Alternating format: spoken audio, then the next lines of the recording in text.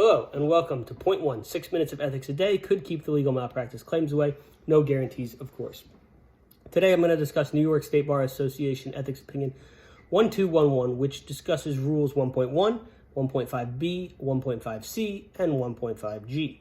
The question presented, it's really two questions, is can the legal fees and expenses charged by probate counsel and paid by the inquiring attorney be classified as a disbursement and recouped prior to dispersing recovery obtained in a personal injury action? And the second part, must the treatment of the probate lawyer's fees and expenses as disbursements be outlined in the engagement agreement? Jumping to the conclusion, the answer is yes.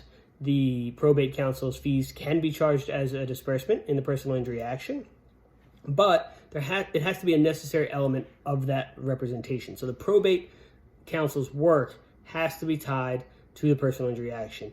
In situations where the estate work might be more complicated, then you might be pushing outside the bounds of the opinion. And the second part, does it have to be spelled out in the retainer agreement? The opinion holds that it should clearly note the personal representative should be clearly notified that legal fees and expenses will be charged as disbursements. So you want to spell that out in the engagement agreement.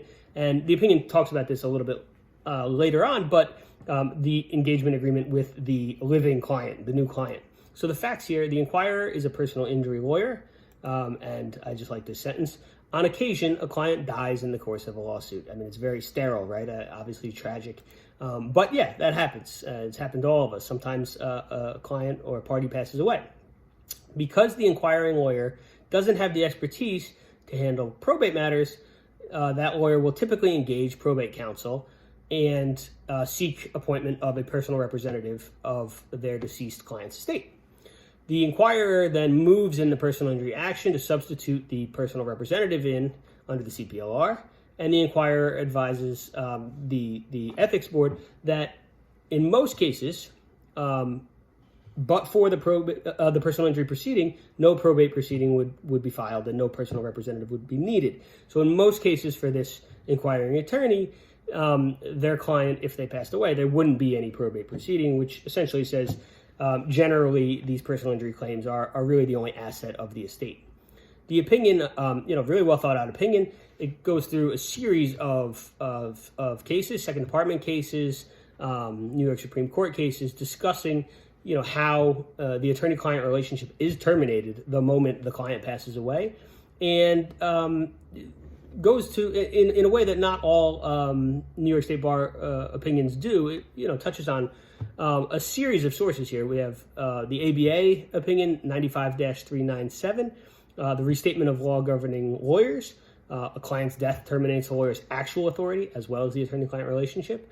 And the opinion notes that the inquiring attorney needs to enter into a new attorney-client relationship with the decedent's personal representative before proceeding. So a second retainer agreement is the focus of this opinion, the retainer agreement with the new client, the living client, not the initial agreement. And the opinion specifically carves out that they're not discussing whether the deceased former client would have the power in the initial personal injury action to bind a future personal representative or not. Those are not ethics questions necessarily, according to the opinion. Those are questions of law and beyond the ethics opinion's scope. So the rules don't specify how a lawyer should charge for legal fees, provided to a lawyer associated with a different firm when those fees are necessary. And here, the fees are seen as necessary because but for the personal injury proceeding, there wouldn't be a need for the probate proceeding. So the opinion notes that this question is a matter of contract between the lawyer and the client, and cites again to an ABA opinion 00-420. There are two caveats here. The inquiring attorney and the personal representative may instead permit the inquiring attorney to pay and then charge back the expenses for the separate probate counsel, and that would be fine. And the opinion cites to State Bar Opinion 769, New York County Opinion 739, and notes that the work has to be ancillary to the personal injury action. To the extent the probate proceeding will involve other matters unrelated to the continuation of the personal injury action, those matters would not be ancillary and would therefore be beyond the scope of the personal injury action and recovery.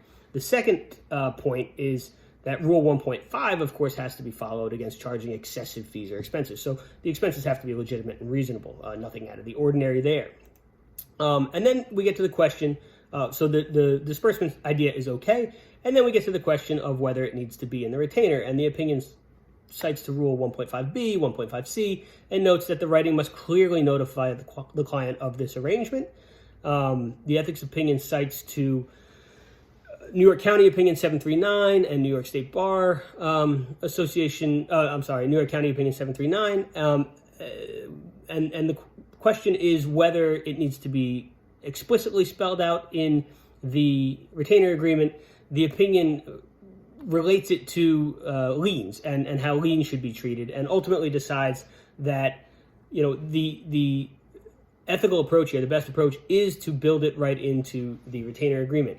I think the big takeaway from this interesting question about the disbursements and how necessary it is to build this fee arrangement into the retainer agreement is that it brings us back to a great practice point that, you know, a bespoke retainer agreement that clearly defines the scope of services is key. But here it highlights, something that I don't preach enough about, is that the fees and the fee arrangements need to be spelled out and need to be updated. Here, I mean, there's something drastic like the death of a client and a new client.